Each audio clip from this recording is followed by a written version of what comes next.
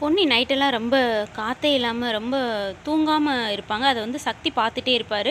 அதனால் மளிகை கடையில் வாங்குறப்பையும் ஏம்மா இப்படி இருக்கும்போது நைட்டெல்லாம் தூக்கமே இல்லைன்னு ஏற்கனவே மளிகை கடைக்காரங்ககிட்டையும் பொன்னி சொல்லியிருப்பாங்க. அதனால் வேகமாக ஃபோன் பண்ணி மளிகை கடைக்காரர் கூப்பிடுவார், வாமா கடை வரைக்கும் அப்படின்னதும், என்னங்கண்ணே கூப்பிட்ருக்குறீங்க, ஒரு நிமிஷம் இருமா வரேன் அப்படின்னு மளிகை கடைக்காரர் உள்ளே போயிட்டு, நீ காற்றே வராமல் நைட்டு தூங்காமல் இருந்தேன்னு சொல்லலம்மா, அதனால் இந்த ஃபேன் கொடுக்குறேன், உங்ககிட்ட எப்போ பணம் இருக்குதோ அப்போ நீ கொடுத்தா போதும் அப்படின்னு சொல்லி அந்த ஃபேனை கொடுக்குறாங்க. ஃபஸ்ட்டு பொன்னி வாங்க மாட்டேன்னு சொல்கிறாங்க. நீ என் பொண்ணு மாதிரி தாம்மா வாங்கிக்கோ அப்படின்னு சொல்லி பொன்னியை சமாதானப்படுத்தி ஃபேனை வந்து மளிகை கடைக்காரர் கொடுத்துட்றாரு. பொன்னி வாங்கிடுறாங்க. வாங்கிட்டு வீட்டுக்கு கிளம்புனதுக்கப்புறம் மளிகை கடைக்காரர் வந்து சக்திக்கு ஃபோன் பண்ணுறாங்க.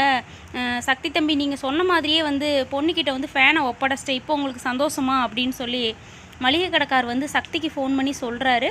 இப்படி தாங்க ப்ரொமோ போட்டிருக்கிறாங்க. பொன்னி கஷ்டப்படுறத பார்க்காம சக்தி வந்து இந்த ஏற்பாடை செய்கிறாரு. ஃபேன் வந்து சக்தி தான் வாங்கி கொடுக்குறாரு. இதை வாங்கிக்கிட்டதை நினச்சி சக்தி ரொம்ப சந்தோஷப்படுறாரு. இப்படி தாங்க அடுத்த வார ப்ரமோ. பிடிச்சிருந்தா ஒரு லைக் கொடுங்க.